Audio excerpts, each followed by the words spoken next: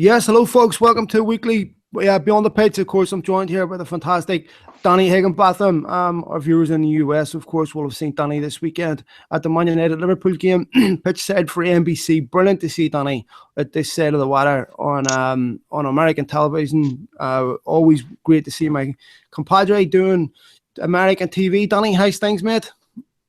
Very well, thank you. Yourself? Good weekend? Yes, mate, good weekend. Just been kicking this cold for a week or so now, but looks like I'm coming out the other end of it, thank God. But still handsome, thankfully. Bit of man flu. Yes, don't be just in case the wife's watching this. I could be dead any minute. You know, who knows? Thought I'd caught the Zika virus or something. But Danny, start out at the United match, mate, because fascinating game tactically. I was looking at what you were saying on Sky the day before, I think it was the Friday, where you were talking about how Klopp and how Mourinho would line up and how Liverpool would attack United in behind the spaces at the left and right back, but they'd find in there with them pushing on. What did you see in that United-Liverpool game tactically take place in front of your eyes? I think the interesting thing was, first of all, everybody expects Liverpool 4-3-3, but he changed the system. And I don't think that was really touched upon that much. He played a diamond system, and, you know, we had the opportunity after the game yesterday to actually ask him about it. And one of the things that stands out about the top managers in world football is what they do. Mourinho's done it for a number of years. Guardiola did it for a while, obviously struggling a little bit at the moment. Pochettino does it very well. Is what they do. They take the opposition's strengths and they turn it into a weakness. And one of the questions that I was interested to ask him yesterday after the game was something that I wanted to know if it was something that he was going to do, which was exactly what I was saying, is in terms of, you know, turning an opposition's strength into a weakness. And what I noticed during the game was that every time Manchester United had the ball, yes, he wants the players pressing, but then when that press is beaten, it's interesting to see what he wants that front three or front four to do. He wants them to go into a position that can really affect the game when Liverpool win the ball back. So every time Liverpool's early tight or high press was beaten, what he did, he said to Origi, he kept cajoling him all the time, come over here, come over here. He wanted him to go and stand in the right back position of Manchester United, because Valencia, we know, he's been absolutely phenomenal this season, patrolling that right side, right back, right wing. And every time Liverpool lost the ball and it went past Origi, he said to Origi, go and plant yourself in that position. So what he did, he took up the position that had been vacated by Valencia. The minute Liverpool got the ball back, they looked to try and get him in that space. They bring one of the centre-halves out. And it's a domino effect, because then your centre-half has to come over, your left-sided centre-half has to come over, and somewhere you're going to be outnumbered. And he did that really well on a few occasions. And for me, that's what I love. That's what I find fascinating about the top managers. It's not, they look obviously at their own strengths, but they look at the opposition's strengths and think, how can I make this into a weakness? And that's what I thought Liverpool did in the first half against Manchester United. And that's what Manchester United did to Liverpool in the second half, which I expected Mourinho probably to do a little bit early, which was beat the press by going that little bit longer. But I think if you look at the first half, Manchester United were dispossessed a few times in their own half. You know, a couple of them led to the goals, and I think one might actually have led to the corner from which Pogba handled the ball. And then we saw later on in the game, obviously Fellaini came onto the pitch. Pogba was pushed that little bit higher, and it became a little bit more of a second ball game. And it's something that Ibrahimovic touched on after the game as well. You know, we asked him the question, did it become more of a difficult game for Liverpool when the game got uglier, so to speak, as in terms of playing a few longer balls? And he said yes, because it becomes a second ball game then, and that's something that becomes a little bit of a lottery in the opposition box, and people say, oh, that's not the way to play football. But in the end, that's what got Manchester United the draw. You talked about how United changed in the second half by going long. They brought on Wayne Rooney from Michael Carrick. Was that part of the thinking, Danny? I think so. I think what you've got to do at this time is, you know, before the game, everybody was talking about Pogba, everybody was talking about Ibrahimovic, everybody was talking about Lallana, Coutinho, was he going to start Firmino? You know, the flair players. But for me, I look at Liverpool yesterday. Their two standout players, I thought, were Chan and Lovren. I thought they were absolutely immense. Yeah. I thought Lovren probably did did one of the best jobs that I've seen anybody in the Premier League do against Ibrahimovic. Yes, Ibrahimovic scored, but, that's him. He'll be a patient player. But as in terms of 50-50 challenges, I thought Lovren was exceptional. And I thought Chan to a certain extent really stopped Manchester United, in particular Pogba. And another thing that I was interested to see, and it was something that I wrote about earlier on in the week, was were Liverpool going to man mark Carrick when Liverpool lost the ball and Manchester United the ball? And the answer was yes. So what was happening was it wasn't a designated person, but every time Liverpool lost the ball, it seemed to me as though either Lallana, Firmino, or Origi was getting on Carrick. So at times Carrick had to be bypassed. They couldn't get the ball to Carrick. And we've talked about it before how important Michael Carrick is for Manchester United. And they stopped him from able to dictate the tempo of the game, because it was very difficult for him to get on the ball because of the high press from Liverpool and the simple fact that they were near enough man marking when Manchester United were trying to play out from the back. How much credit would you give young Trent Alexander-Arnold, the young right back from Liverpool, Danny? Because you're talking about an 18-year-old kid here going into Old Trafford, making his debut, playing up against one of the best wingers in the Premier League, Anthony Martial. The kid was outstanding. He was absolutely brilliant, and it's either his uncle or his father is secretary at Manchester United. Yeah, which is an interesting one. But before the game, you're looking at players that you want to highlight. Can you get one-on-one with him? And it's something that Trent Arnold, I thought he was exceptional. I think it was his full Premier League debut. I think he's only 18 years of age, and he was brilliant. The one thing I would say from Manchester United's point of view is that they didn't really isolate him too much. There was a couple of times early on in the game where Martial did, and then Mkhitaryan did, but I think that he had an exceptional game, and at times I thought he was well protected as well. And what was interesting for me is that when we saw the lineup, was that not just that he was in the team, but the lack of faith probably that Klopp has in Moreno, because it would have been easy enough to swap Milner to right back and bring Moreno in a left back, which they didn't do. But I think Klopp was justified by his selection, because I thought he had an outstanding game for his full league debut, the occasion, and the performance that he put in again as well against some top players. Danny, you worked for the American feed, so I'm assuming you heard what I heard whenever Arlo White said that Wayne Rooney had to lose £10 to get back into the Manchester United team. I'm assuming that information is correct. Does that surprise you as a footballer that has £10 to lose in the middle of a season? Do you know what? I didn't, because I was in the viewing area, I didn't get to listen to the commentary. I think it was something that was mentioned before the game. I think it might be more a case of he's lost £10. I think there was a little bit of something written over here that he's actually lost £10. That's what, like I say, don't quote me on it. I think it was something along them lines. I think that the thing is with Wayne Rooney is that forget about his physical attributes, because for me the problem that Wayne Rooney has is at the minute is that we all know that Manchester United are playing a 4-3-3. Where does he fit in? I think that's the problem. Are you going to play him instead of Ibrahimovic? Probably not. Are you going to play him right side, left side as one of the wingers? Probably not. And are you going to play him in one of them settled midfield free positions where Pogba and Herrera and Carrick have been doing so well? Probably not. So I think it's less the fact of Rooney having to be in a better physical shape. I think it's more of a fact of where does Wayne Rooney fit into this system. I think he's a player that still has a lot to offer. Now, I've always said that, I continue to say that, but it's just where do you fit him into a 4-3-3? And I think what you can do, you can see that with a number of players. Sometimes if a team changes a system, it can be difficult to fit that individual player in, especially when you have specialised players that can play in that position and have done for a certain amount of times at previous clubs that they've been at.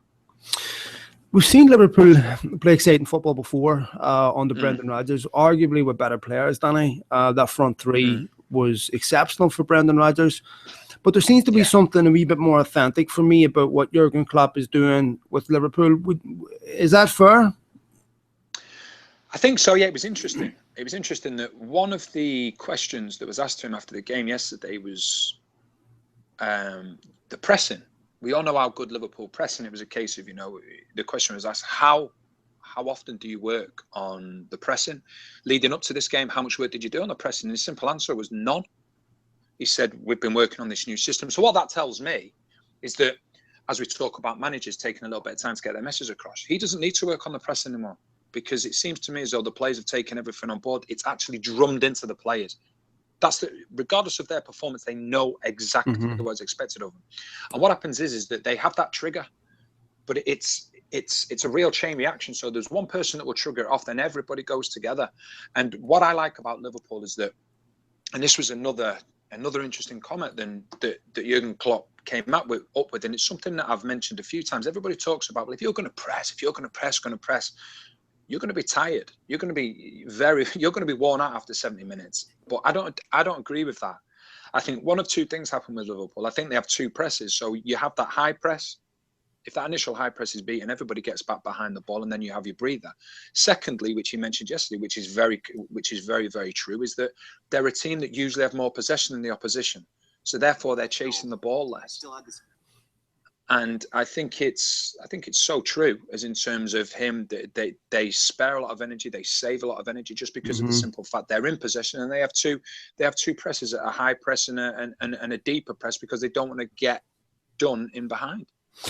Danny, we'll move on to Tottenham, who had a fantastic 4-0 win against West Brom, getting a lot of praise this week. Harry Kane getting a hat-trick, mate. I don't know whether to take Spurs for real or not. I would say that some of the I think Dele Alli would walk into any team in the country. I think Christian Eriksen, when he's on form, would improve almost any team. Harry Kane, obviously one of the top strikers in the league. But the thing that I question about Tottenham is I don't think it's a completely developed team yet. And I just wonder, mentally, do they have the mentality of habitual winners and win big games? I know that I was impressed with them against Chelsea as well. What do you see when you see Tottenham? I see a very young team that is prepared to do whatever is asked of them by the manager. I see a very bright young manager that is tactically very astute, up there with the best of them.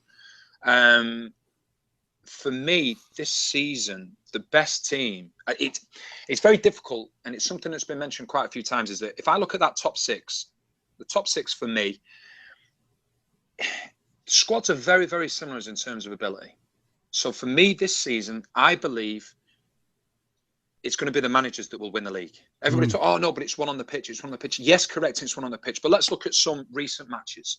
So we look at Liverpool, Manchester City.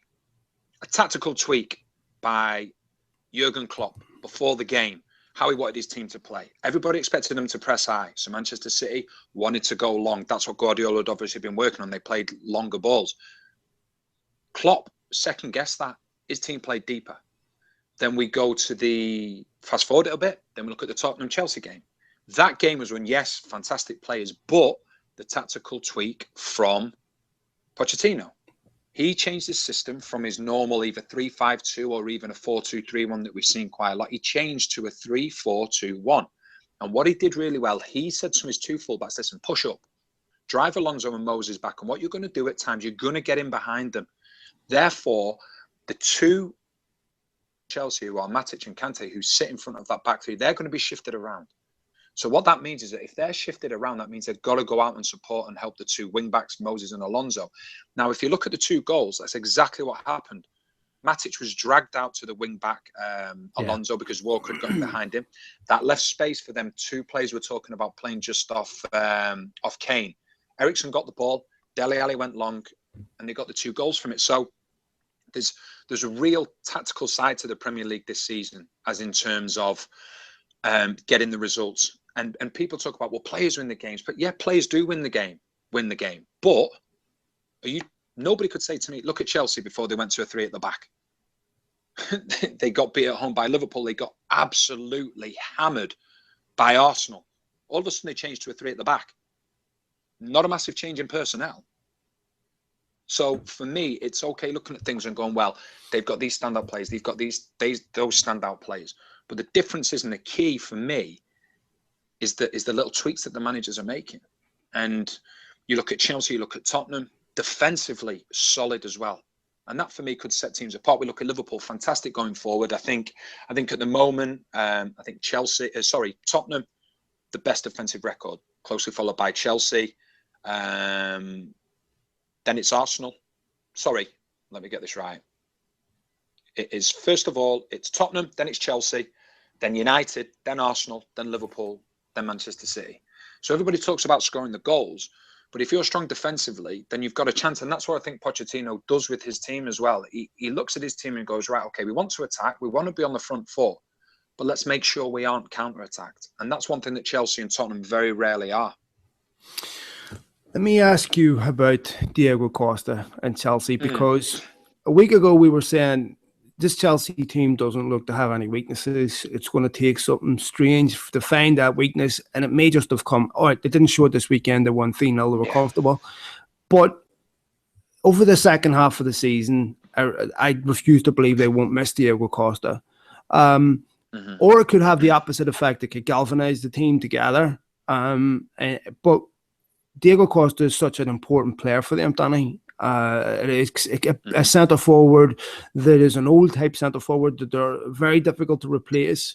They played Hazard up there down the middle this weekend, and he's not Diego Costa. How important is Diego Costa to Chelsea's title run? He's huge. He is. He's very important. He's the man that is the first line of defence when they lose the ball. He's the one that uses the energy, goes and gets about things. He upsets opposition defenders, puts a lot of defenders off the game. Because they want to get into a fight with Diego Costa, or they want to get into a battle with him. But what that does, okay, might stop Diego Costa, but the frustration of the opposition defenders is then creating space for like Pedro, Willian, Hazard to get in behind. I think the problem that teams like, I'd probably say most teams now, actually, I'd probably say, you know, if I said to you, in fact, let me ask you this question. So let's look at some of the top teams just look at them in the Premier League at the moment. So if I said to you, Tottenham, who their main centre forward is Harry Kane. Who's next after him? Oh, Janssen, maybe. Okay. Manchester United, their top centre forward obviously is Ibrahimovic. Their next prolific centre forward after him, Rashford, Martial, Rooney to a certain extent. Manchester City, Aguero. Next one is quite a lot. Not quite as good, nowhere near as good as Aguero. Same could be said for Liverpool, for their main centre forward, although they're a little bit different because they interchange a lot. Same definitely said for Arsenal with Sanchez. The problem that you have, I think Michy Batshuayi, I think if you're Batshuayi, you might as well write your career off at Chelsea, by the way, if you're not going to start after what happened with Costa. Exactly. But the big problem that you have now is because if you go back 10 years ago when teams were playing 4-4-2, you could have two world-class centre forwards, not a problem. But because teams are now playing with one up front, you can't tell me that Chelsea can afford to have two world-class centre forwards. Manchester City can afford to have two world-class centre forwards. Could you imagine Sergio Aguero saying, "Yeah, I'm happy to sit on the bench," or Diego Costa saying, "I'm happy to sit on the bench"? That's the problem that your top teams have. So for that reason, you look at some of your top teams and say, right, okay, the biggest problem is if you lose your centre forward, because there is a main centre forward because you only play one up front. If you lose a defensive midfielder, not a major issue because most teams are playing with two defensive midfielders. If you lose a fullback, a centre back, you've usually got much for muchness because as we've seen with certain teams, they will rotate. But a centre forward, you lose your best centre forward, the likelihood is that the difference between your top centre forward and your second best centre forward is as great as any other comparison. Within the squad, within the team, centre back to centre back, fullback to fullback, midfielder to midfielder, and that's the problem that they have. So, do Chelsea have the tactical flexibility to be able to change their game? Danny, you were talking about Liverpool. Liverpool changed quite a bit to not accommodate for that number 9. Can Chelsea accommodate in Costa's absence, adjust their game to where it's not going to be as gravely felt? I don't think he'll miss another game. You think he'll come back in the team? I know it's a big statement, but I think that the way that Conte is, I think if there is any issue, he'll calm it all down. He looks like a man that what he says goes. And at some point, Costa's either got to look at things and go, you know what? I could win another Premier League here. I'll tell you what. How about you win the Premier League for us? And in the summer, if you really want to go, then you go and you go on your end of summer and wish you all the best. I will say this about Conte.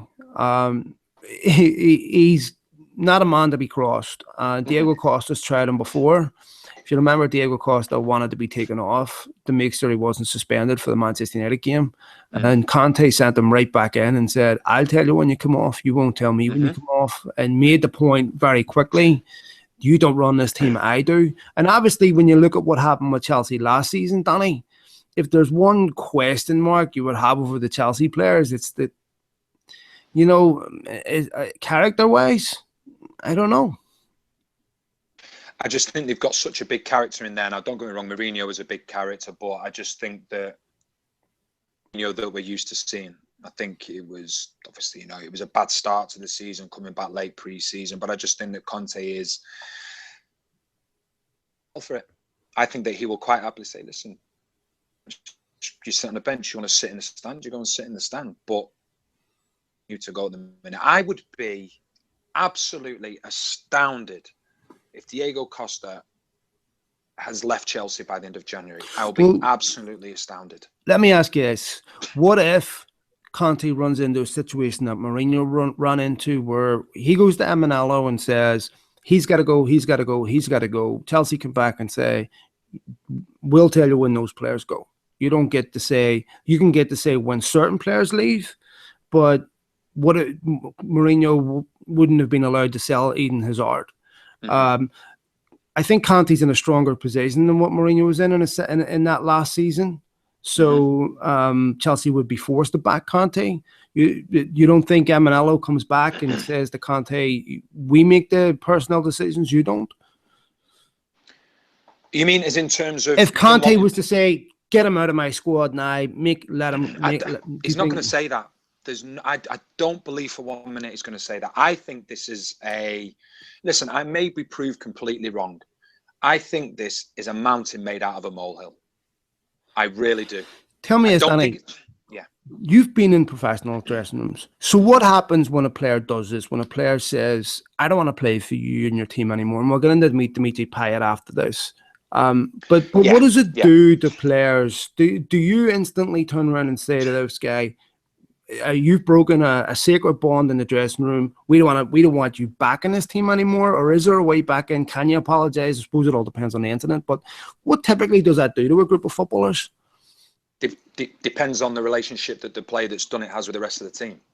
If the player that has done it has a very strong bond and a relationship with the players and all very close and together, then you would sit them down and we just say, listen, come on, we need you. We need you. Look at the position that we're in. We need you. You are the heartbeat of this team. If it's a player that you think, okay, yeah, he's doing a lot on the pitch, but he's an absolute nightmare off the pitch, or, you know what, we don't really like him. Good riddance. Now you have the other problem, Danny, with the fans. Because if there's one thing fans of all clubs don't like, is players asking away and then behaving like smack behinds when they don't get their way. Diego Costa coming out and saying that he hates England and he desperately wants out. And I would imagine the Chelsea fans' relationship with Diego Costa is over. Yeah?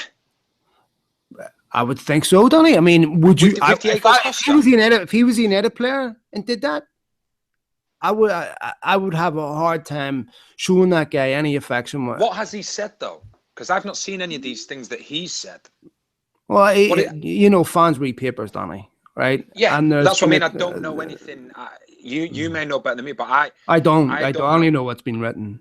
Yeah, see, that's the thing. For me, I think it's two completely different scenarios with Payet and with Costa. Two completely different scenarios. Okay. I think with Costa, like I say, I think this is a mountain made out of a molehill. I personally haven't seen or heard anybody say that Diego Costa has said he wants to leave Chelsea, doesn't like being here. I have seen, or we have heard things from Bilic about Payet. That's completely different because there's a ways and a means of going about things. When I so did Bilic make a mistake? Oh, sorry, go ahead. Did Bilic make a mistake? No, because I think what you've got to do is, I think players more often than not are can be very well protected from the manager, by the managers, okay? But I think at times a manager gets to a point where it's like, no, I've had enough of this.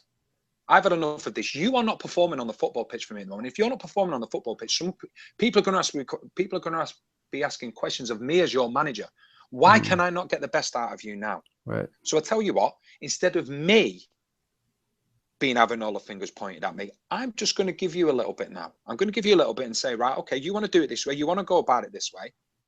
So what happens if Bilic comes out on Thursday or Friday, whenever it is, and says, I'm not going to play Payet today because, I'm going to put him on the bench. He's not looking fresh. He's not looking great. Fans are going to go absolutely ballistic because, hang on, we're in a relegation fight. You're not playing our best player. You're saying he needs a bit of a rest or this time, what have you. So at times you have to look after yourself as a manager and the football club. And when I was at Stoke City, a completely different scenario. I was at Stoke City and Sunderland wanted to sign me. Sunderland were in the Premier League at the time. Stoke were looking to get into the Premier League. And they'd had 2 or 3 bids turned down for me. What I thought was acceptable offers. And I spoke to the manager, I spoke to the chief executive and the chairman. I just said, listen, I'm at a point now where I want to go back and play in the Premier League and this time, what have you. And it went on for a while. We don't want you to go this time, what have you. They come in with another bid. The football club got in touch with my agent and said, listen, there's been a bid put in. We're happy to accept the bid on one condition. Danny puts in a transfer request. Now, I know the way that football is. At the end of the day, footballers come and go. Your football club is there forever. Your fans are there forever. So I understood that it was something that I did. But the one thing I did when I had to hand in the transfer request, there was no bitterness because the club was making good money out of it. The club was looking good out of it, which I was more than happy with because it's a fantastic football club. And I was getting the move that I wanted at the time back to the Premier League. And it was shown that there was no love lost because, within a season, I was back at Stoke City in the Premier League. So there's ways and means of doing things. But isn't it typical, though, for when a player hands in a transfer request that he forfeits certain loyalty payments and other contractual payments? Yeah. Now, if it isn't bad enough that Bilic is coming out and saying about Payet, he said he doesn't want to play this and what have you, we then hear that he got a loyalty payment in September.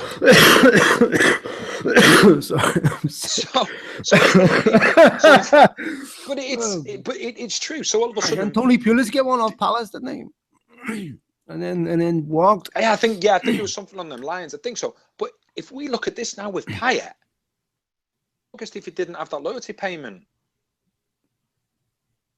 in my opinion, and listen, this loyalty payment that I've seen, this is what I've read in the newspapers. I'm not saying it's gospel, but most of the newspapers have run with it. So it's an opinion that we're having, and it's what we are led to believe. There was a loyalty payment there, and it's been mentioned in all the newspapers. Now, if that's the case, I wonder if there wasn't a loyalty payment, would he have done this in August? And it's a shame because Payet's a fantastic footballer. But the one thing you've got to say about Dimitri Payet is that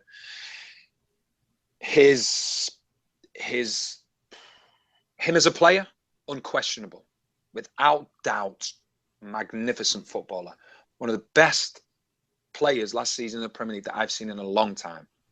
But the question has to be, why is he not playing for Real Madrid? Why is he not playing for a Barcelona? Why is he not playing for a huge football club? See if I'm West Ham, 35 million on the table. If I'm chasing a title, I would maybe do what Conte's trying to do with Costa. Where, look, we've got a lot to lose by giving this player away to keep him, right? West Ham aren't going to win the league. West Ham aren't going to qualify for Europe. Not going to qualify for the Champions League. So they're probably going to finish more or less in the same place with or without Payet. I would sell him because I know they don't want to sell him. I understand that, and I understand why they don't want to sell him. I've no idea where Marseille are getting 35 million from, but when you saw how West Ham played this weekend, the goal Andy Carroll scored, and what Andy Carroll said about it after the match, where he basically slapped Dimitri Payet verbally. I think the players want him out too, Danny. Well, see that, and that's where I talk about how you react as a teammate if a teammate does something. If it's somebody that is a big part, a big character within that dressing room, you pull them to one side and go, "You've been a little bit stupid there, haven't you? Come on, let's forget about that. Let's everybody get together, and we'll help you through some of the stick you might get from supporters. We'll ride it. We'll ride it together." Now, other players, you may get, well, you know what? Don't know you're valued in the dressing room. Phenomenal player, no question. But are you going to be a big miss right off the pitch? So I don't know. Only people at West Ham can tell you that. He may be a great individual, but he might not be a great individual. But the problem that West Ham have now is, I think they get rid of him, and they get rid of him as soon as possible. Because the problems you have is that, West Ham, if they are going to get rid of him, I'm sure they would want to use the money they're going to get for him to strengthen in the January transfer window. As each day goes by, it's a day less that you've got to bring players in. This window, you're not going to get anywhere near as much for him in the summer. So you are keeping hold of a player whose price tag is deteriorating. So therefore, the more his price tag deteriorates, the less money you're going to have to spend in the market yourself to bring players in or reinforcements to get you higher up the league. I've heard that Pep Guardiola needs a few players, Dan. What's the crack with our Pep? Because 4-0 hammering at Everton, Man City, not getting the plaudits that we're getting earlier in the season. Some people saying Man City have been figured out. Claudio Bravo looks a liability back there. Decent. I like my goalkeepers to be goalkeepers first of all. Yeah, of course. I don't want. I mean, it's great that they can be a sweeper and all that there, but I want them to be a goalkeeper first of all. Do you think if Pep Guardiola knew now what he knew about the Premier League back in, if he knew it back in August what he knows now about the Premier League, he'd have made that decision with Bravo? I think he probably would. I think the one thing is I've covered a lot of Guardiola's games at Barcelona, Bayern Munich, obviously at Manchester City as well. Read his books. You know, the encounters with him is in terms of, you know, Pep Confidential and the new one that he's read about joining Manchester. Sorry, that he did about Manchester City, and very open, very honest about everything. He had someone follow him around for his time at Bayern Munich and his follow-up to joining Manchester City, and very fascinating books. And he has principles that he sticks to as a manager. He will change every now and then, but I don't think so. I don't. I think if you said to him, if you were around the clock, would you make different things? And I don't think he would do. I think what he's finding is that bizarrely enough, the way that he wants to play and the way that we're seeing him playing at Manchester City is probably affecting John Stones more than ever. Because when you look at a player, a defensive player, at a big club, the first thing you would always say is that, wow, if they're going to get the ball off the goalkeeper, they're going to have more time on the ball. So you would expect John Stones to have more time on the ball than John Stones at Everton, okay, at Manchester City, because you would expect teams are going to sit off. But John Stones is actually finding himself with less time on the ball playing for Manchester City than what he had on the ball at Everton to try and play out from the back. And that's because teams are pressing really, really high. And the problem is with Guardiola, I think this is really the first time in his career where serious questions are being asked of him of the way he wants to play and the way he is playing, because the way that he's played has always been good enough, has always been dominant enough. They've never failed to reach the semi-final of the Champions League. He's been successful in all the domestic competitions that he's played in, winning the leagues. This is a big question mark for Pep Guardiola now, because for me, this is probably for the first time in his career that questions are being asked in terms of, you're going to have to change the way that you're playing. I think that the one thing that I think surprises me is that I find Pep Guardiola very, very intelligent manager. I'm not buying all this. He's a one-trick pony and all this has been found out and everything. I'm not buying any of that. I'm at a point where I think that he has his beliefs and he sticks to them. It's how he goes about things. I think he's stubborn as a manager, which is fair enough. But I think now he is going to have to change, because the problem he has is that he has a group of players and he wants to play a certain way. But the problem is they're probably not capable of playing the way he wants to play. So we look at Tottenham. Pochettino has a group of players that can play the way that Pochettino wants to play. Klopp has a group of players that can play the way that Jurgen Klopp wants to play. Mourinho now has a group of players that can play the way that Mourinho wants to play. Arsene Wenger has a group of players that can play the way that Arsene Wenger wants to play. Manchester City, they have a group of players, Danny, good group of players that can't play that way. If you look at United, you look at Liverpool, Mourinho's made better players out of Phil Jones. He's made better players out of Marcus Rojo. Valencia's had probably his best season in years. He's getting the best out of what he has. Klopp bringing Lallana on, bringing Coutinho on. They weren't Klopp signings. Origi wasn't a club signing. Lovren wasn't a club signing. Why can't Guardiola improve, first of all, what he has and do better than what Pellegrini did? First of all, I understand that you can't make chips from celery. You need the right ingredients to make what he wants. But it seems to me like what he's got, he's underperforming with. I think the problem is all the players you've just mentioned there. I agree 100%. The managers have made them better players. That's the big thing that's been said at the moment. A key to a good manager is making players better. I agree 100%. That's always a good sign of a manager. The problem is with Guardiola is that all the players that we've just mentioned, they've been improved as players. And this is where I talk about systems that fit players. Every single one of them players that you've just mentioned are playing in a position that they've been more often than not accustomed to. Phil Jones, by trade, the reason he got his move to Manchester United, centre-back at Blackburn. Lovren, the reason he got his move to Liverpool, centre-back at Southampton. Lyon and then Southampton. Yeah, you're right. Yes, and then Southampton. Lallana, midfielder, attacking midfielder, the reason they got his move from Southampton. So all these players that we're mentioning, they've been improved no end, without question, without doubt. But they've been improved in a position that they're used to. What we're seeing now with Guardiola is that he's playing Zabaleta in central midfield. I know. We've seen him playing John Stones in the right of a three at the back. We've seen Sterling play wing back. We've seen Sane play wing back. We've seen Fernando playing right back. That's the problem. And the thing is, if you're Tottenham Hotspur, right, and you get the group of players that he has, and you said to them, I want you to play these different positions like Guardiola is doing to the players at Manchester City. So if you said, right, X, Y, and Z, you have to go and play another position. Tottenham will have great success at it. Manchester City, I would say, out of the top six, probably out of the majority of teams in the Premier League, they've got the oldest squad. So therefore, the older you get, it doesn't matter whether we've talked about this before, it doesn't matter whether you're a footballer, it doesn't matter whether you're a businessman, whether you're any line of work, any line of sport, the older you get, the better, less adaptable. Yeah, the more stubborn you get. Yeah. The more stubborn you get and the less adaptable to change you are. That's true. So for me, if I'm 32 and the manager comes into the football club and goes, right, Danny, I've seen a bit of you and I think you can play defensive midfielder.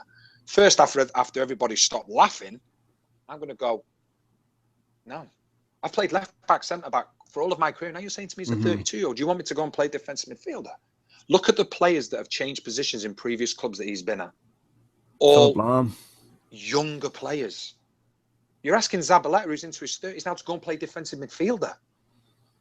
That's something that doesn't work. And that for me is Guardiola's biggest problem, is that, if this makes sense, at Barcelona and Bayern Munich, he had a squad that he could mould. That he could mould into whatever he wanted it to be. Like Pochettino at Tottenham now. He has a squad and he can say, right, this is what I want to do.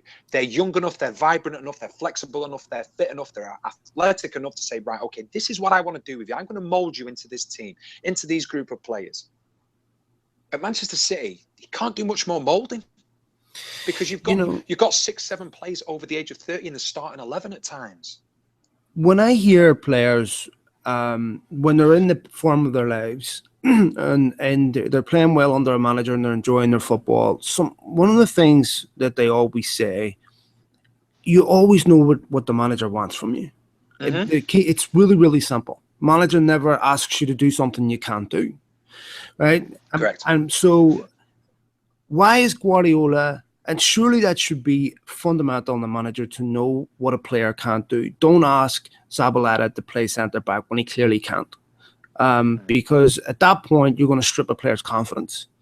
They're going to have bad game after bad game, naturally. And especially when they're older. So is he laying the foundations for dressing room discontent then?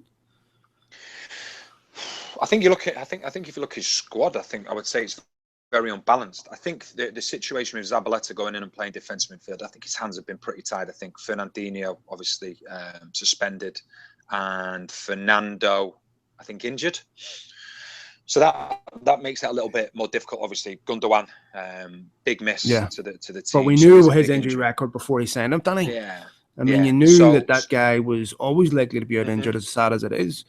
So that, yes, a big miss. But I go back to what I said previously. We look at the players that he's changed positions. You know, you look at Barcelona. The beauty of him at Barcelona is that he didn't have to change any players into any positions because it was the Barcelona way. He had Messi, who'd been at the club for years. He had Iniesta, he had Xavi, he had Busquets. He had Piqué, who knew how the football club worked. He had Payet, who'd been there for a long time. So it wasn't a major issue. These players had grown up at the football club. They knew the Barcelona way.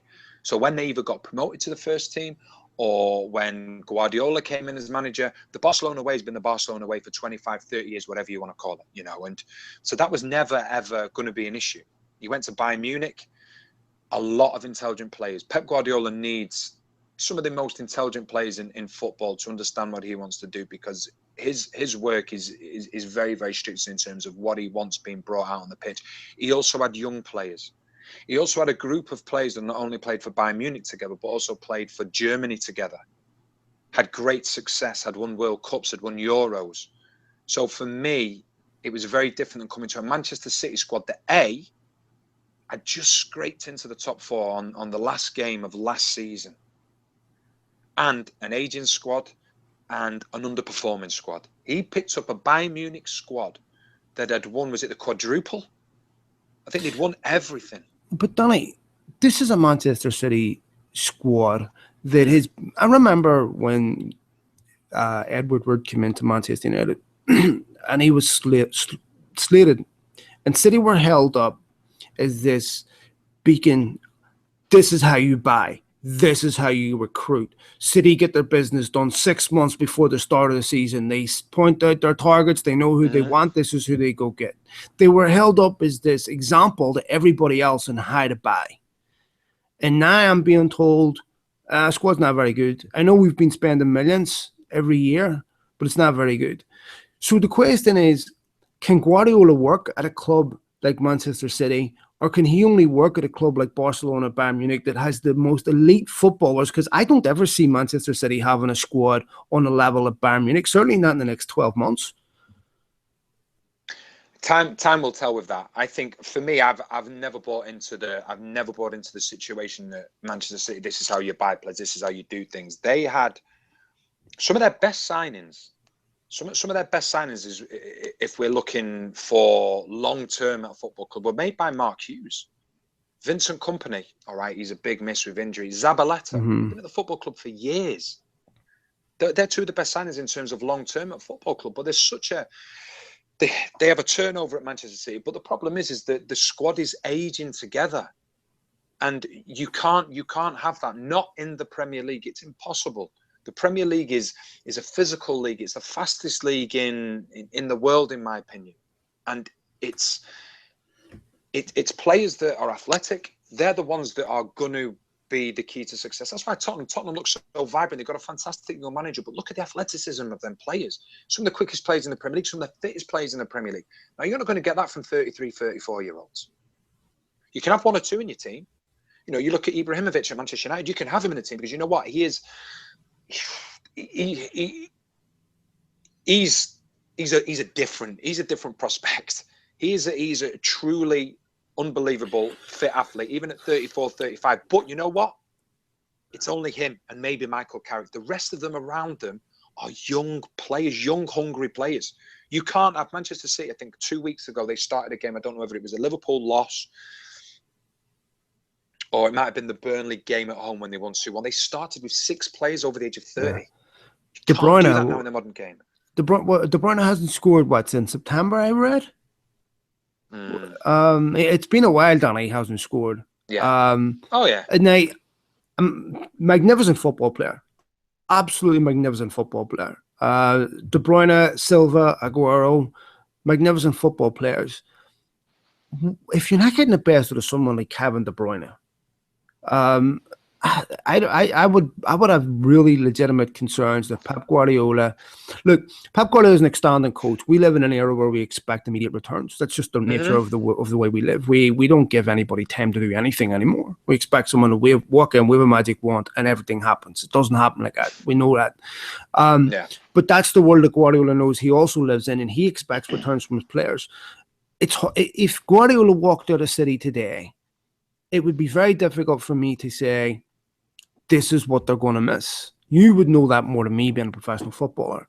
But to my eye, I'm looking at it and going, I don't see any, as a fan, I don't see much better than what I saw under Pellegrini. Right. One of the things, I think there's another thing that we can add onto this, and it goes back to managers. If we let's rewind the clock. Let's go back to Guardiola's time at Bayern Munich, okay? Who were his rivals? Nah. Say Klopp, I'd probably say that was roughly it, okay? Yeah. Would you agree in terms of more or less? Borussia Dortmund were really the only ones that challenged them consistently till Klopp's last season. Yeah. So let's then rewind the clock and let's go Barcelona. Real Madrid, obviously the different managers that had there. Mourinho, they had Jose Mourinho, so they had battles with him. Sure. It was mainly Barcelona, okay. Atletico Madrid, Simeone as well would challenge, okay. So we're talking possibly one. Forget about the teams at the minute. Jurgen Klopp, Guardiola in the Bundesliga, okay. Two managers, two top class managers. La Liga, Guardiola, Simeone, and whoever was manager of Real Madrid at the time. Okay, they were the top three. Fast forward now.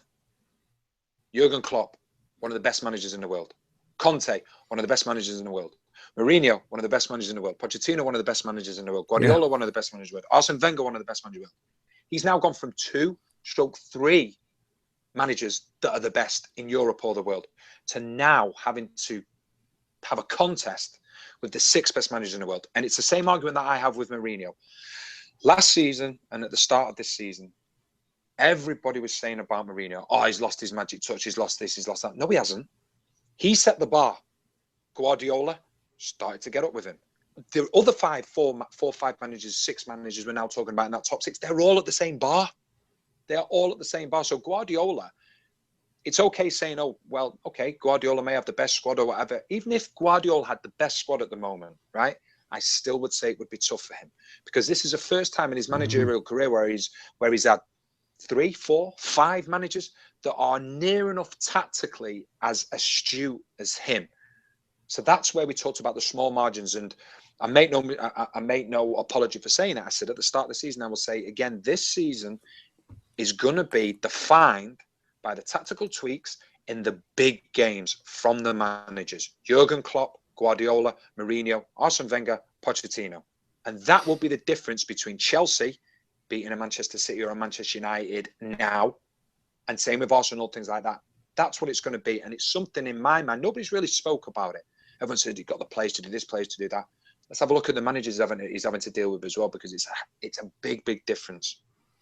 Danny, lastly, I want to ask you about Burnley sitting in 10th. Yeah. Sean Dyche doing a fantastic job. Joey Barton getting the winner this weekend for them. 1-0 win, of course, against Southampton. We'll get into them next week because Claude Puel has got some concerns there. But fantastic from Burnley. Yeah, absolutely brilliant. I think the thing is, people have gone about, they've not won any games away from home. They've only got 1 point away from home. So what? Yeah, doesn't really matter. It really doesn't matter when you consider them last time when they come up in the Premier League. Yes, exactly. Yeah, your aim when you get into the Premier League, your aim simple: finish 17th, job done. Then you're building it the next season. Burnley are 10 points clear of the relegation. 10 points clear without winning a game away from home. 99-2000, Coventry finished 12th, didn't win an away game.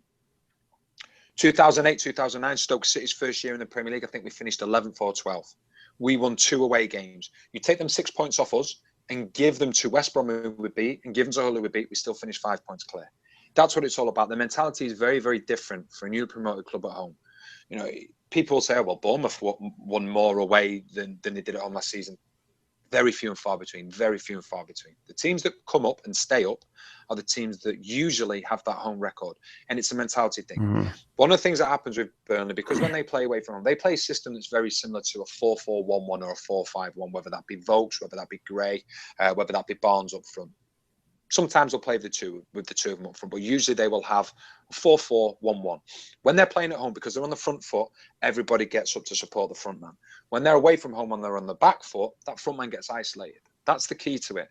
But Dyche, if he's asked the question now, oh, you're not worried about your away form, I'd turn around to him and go, well, have you seen my home form? Only Spurs and Chelsea have got more points at home than us. So no, I'm not worried about it at all. 10 points clear. They will, in my opinion, I think they will be comfortably safe. And they could do the whole season. Go on, sorry. If they do, let's say they finish where they finish right now. Does Sean Dyche start getting managed and is talked about in the same breath as an Eddie Howe at Bournemouth? You would hope so, but I think, I go back to what I've said before, there's a big football snobbery in this country, which is, well, look at the way Burnley play football. It's not fashionable. It's not this, and that's a problem that we have. I think in all walks of football, especially in this country, is that unless you're playing football the so-called the right way, then people will not, unfortunately, sometimes, well, at times, recognise it. Okay, Sam Allardyce, people questioned his football and things like that. He ended up being the English manager, but a lot of the times, managers don't get the credit they deserve. Tony Pulis is a prime example. He doesn't get the credit he deserves because of his style of football. Also, they get branded, Danny. They get branded exactly. a certain, this is a guy for this club or this club, not fashionable. I want to ask you on that because before I let you go, we had the very, very sad passing of Graham Taylor in between when we did this show. And one of the things that was apparent is that Graham Taylor impressed a lot of people. And there's a beautiful clip online during that documentary that so badly maligned him. When John Barnes was being racially abused playing for England, and he turns around and he tells a man to shut his mouth, that's another human being. Way back before it was fashionable to do stuff like that. Just a lovely, lovely, lovely, lovely man. But forever defined by his failure at England. And I'm a guy that considers myself to read a lot of football. I was shocked. Genuinely shocked at how good his club record was. This guy done an unbelievable job with Watford. Yeah. Unbelievable. Not just once, twice. Yeah. And that he's not remembered. He's remembered for what happened in England. Does an England failure really? Can that still have the same effect today, where your career can be defined by one big failure? I don't know. I don't know whether it would be, because if Steve McLaren got to the Premier League, got Derby County promoted to the Premier League, I don't think people would be saying the same thing. I think it's just at the time that it was a fact of, obviously, I think, failing to get into the World Cup, and I just think it was a time when it wasn't nice. People went after him as in terms of the press and things like that. And what a man, to the way that he dealt with it. The big thing is for me is that I've been asked a question since he really sadly passed away. Did I know him? I didn't know him. I didn't know him. I didn't know him as a football manager or anything like that. But for me, okay, he did wonderful things at Watford, at Aston Villa, various other football clubs. And when a person passes away that's had great success at football clubs and things like that, they're rightly remembered. But I just look at someone like Graham Taylor, and I see him being remembered. Yes, of course, the man that was successful at Watford and did really well at Aston Villa. But I see him being more remembered for being an absolutely wonderful human being. Human traits. Human traits. People that I work with within the media. I've spoke to a lot of people recently when you're on your travels, even in recent days since he's passed away, and the absolute humbleness of him, the way he would go about things. That's the one thing that stands out. So yes, you know what?